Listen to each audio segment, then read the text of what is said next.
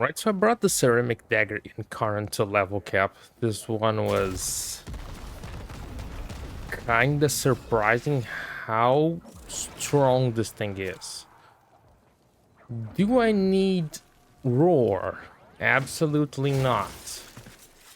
I brought not only, of course, there is the passive from the Ceramic Dagger that builds the combo with the kills from primary and secondary, but I also brought the melee crescendo, so I am at 12 times full time. Roar just makes this thing really, really crazy, but even without it, I don't even have the full stacks there, and that's how it goes. For anything else, it is a complete overkill. It's so crazy. But yeah, let me see. Issues. This is actually also part of a challenge. A guy made a challenge. He wanted me to bring, if I'm not wrong, Ceramic Dagger, Zylok, and maybe the Kuba Chakur. I already brought the Chakur to level cap, so I didn't bother bringing it again. If I'm not wrong, I also brought the Zylok already to level cap, but this time is the Zylok Prime and has a Incarn mode. So that's how it goes. And the Zylok, I'm also using it to kill. It's gonna be another video talking about it. But yeah, here is the challenge. Was there any hard steps on this thing? Actually, having the Ceramic Dagger to kill and the Zylok was kind of a problem, because the Incarno mode of the Zylok, because you have to charge it. For the Ceramic Dagger, you have to use a heavy attack all the time, because if not, you're probably not gonna kill stuff. It is gonna kill. I might be dead, but it's gonna take a lot of time if it has armor, of course. If not, you can just like prime and it's gonna be that. You see, dead. I cannot hit them right now. Easy as that. But not only that, I think a lot of the damage is coming, from the buffs. That being especially Vigorous Swap and Host Ramp. I think they just buffed the damage from the daggers, the Spectral Daggers from the Ceramic Dagger, like a lot. And that is just crazy.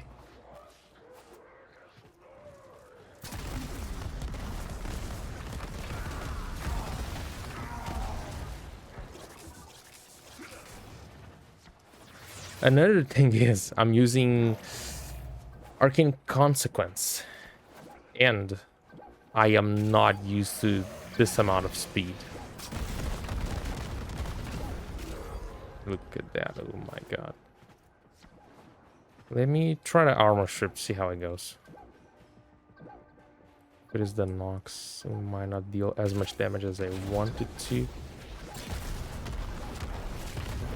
Oh my god. Jesus Christ. That is satisfying. That is really satisfying. Oh my god. What else? What else? Who else wanna die? So yeah. Loki is just not a problem to go level cap. Super easy. Any invisible frame can do this like without much problem. The only one that wouldn't be as easy, maybe Vara, because of the move speed. But even then, you know. Vara is just amongst all of them, it would probably get the craziest numbers because Ivara, of course. But yeah. I talked about the speed. I'm not used to having this much speed. I also never brought the worm to level cap or prime after the... Not before, and neither had brought after the... They changed the companion, the mods, added the bond mods and stuff, and it's kind of crazy how useful he is. Playing with an invisible frame, if you don't have prime sure-footed, worm can just like hold all the statuses you would take. Oh, let me armor strip just it. Oh my god, crazy. Yeah, let's freaking go. All right, let's talk a bit about the loadout now. Loki, this is the build. Again, kind of the first time using Consequence. Pretty good arcane, I'm just not used with the speed, so I was banging my head on the walls every time. Other than that, Precision Intensify with Roar on the 4th ability, pretty freaking good. Hushed Invisibility, it's awesome. If you play enough with a stealth frame, you'll know. Vigorous Open Host Ramp boosts the damage from Ceramic Dagger Incarnon by a lot. Prime Sure-Footed is good to have, but honestly, with Worm Prime, not a must-have. Other than that, some survivability with Rolling Guard and duration for the invisibility. Seedo as a primer, Frostbite, Shivering Contagion is a good mix. Riven, Zylock. I say that I had a Riven, but it was not equipped. So this is the build. Pummel to increase the proc priority on the Incarnate mode, because the main damage side is Puncture. Then by putting a impact mod, we rise it above the Puncture, so the likelihood of getting a impact proc is better. Pretty decent what I have here, I would say. Maybe, yeah, with the Riven it would be much crazier. And honestly, at the beginning I was going with a viral build to one shot with the Incarnate mode, but I really wanted to work with Roar to make the best use of Roar, so I went with a slash build, pretty much. Not that we cannot work with the innate slash of the weapon, but if we don't use Hemorrhage use Hemorrhage, we won't be getting slash procs with the Incarnate mode, and Pummel, it's gonna be kind of hard. But for the primary mode, we could work, because it's mainly slash.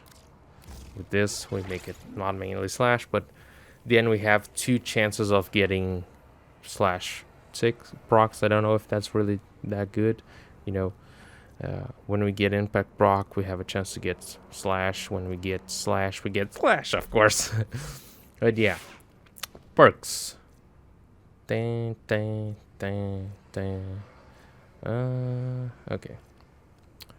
Perks. That's that. This is the build. The name is kind of weird because I changed the build slightly. Melee Crescendo was really good, but if I had this, you know, all the way to rank, the max rank, it would be so much easier. I had to finish a lot of people to get to the 12 times. Other than that, why would I even use Carnus Mandible on a weapon that doesn't have slash? The thing is, the projectile has slash. It is, I think, slash, impact, and heat, if I'm not wrong. So it is already 58%, if I'm not wrong, of slash on the weighting. Why not increase the slash even further to guarantee it? Kind of guarantee that those procs are gonna be slash. As for the explosion, it is heat and maybe impact too. So we're gonna have heat anyway, so just wanted to increase that. Reflex coil is something you could drop, but I kept it on the build because it is a slightly faster recovery from, instead of getting the combo counter coming back from 0, it's gonna come back, of course, at 12 times. It's gonna come back from 7, which is faster, you know. But it could be dropped for this build.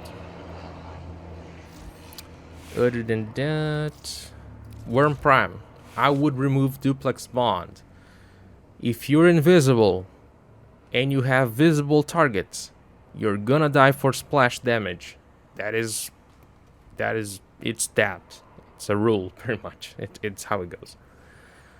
But Worm is really good. I'm just gonna, whenever I'm taking him again with a stealth frame, I'm just gonna remove Duplex Bond. That's it. Volclock, I was not using the Volclock. I just entered the slowdown because it was kind of the closest thing to the build. I was using the Vergless with this build, if I'm not wrong. Yeah, it should be this. That was the build. I think it was pretty good. I was surprised with the damage.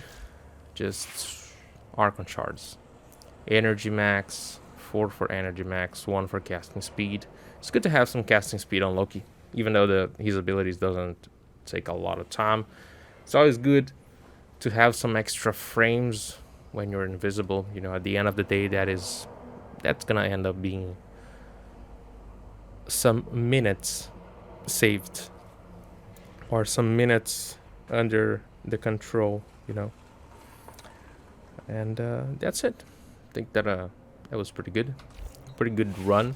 It was one of the most satisfying runs in terms of killing the Demolists, you know, because I just love to have as little setup as possible. So just priming them and using a heavy attack towards them, it was extremely satisfying. Not even needing to get face to face, you know. That was one of the most satisfying runs.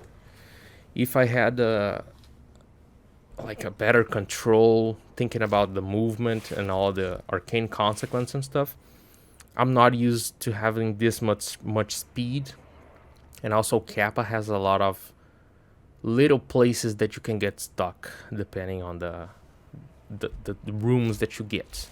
And with this amount of speed and movement, I just think it might be better to get the bigger rooms, or to get a good path to move between the rooms. The less corners, the better. Yeah, that's what I think for now. I still have to play a lot more with this arcane to really figure out what is gonna work best for me. But yeah, leave it in the comments below what you think about the ceramic dagger and the run. Leave it a like, subscribe, and peace. Till next time, friend.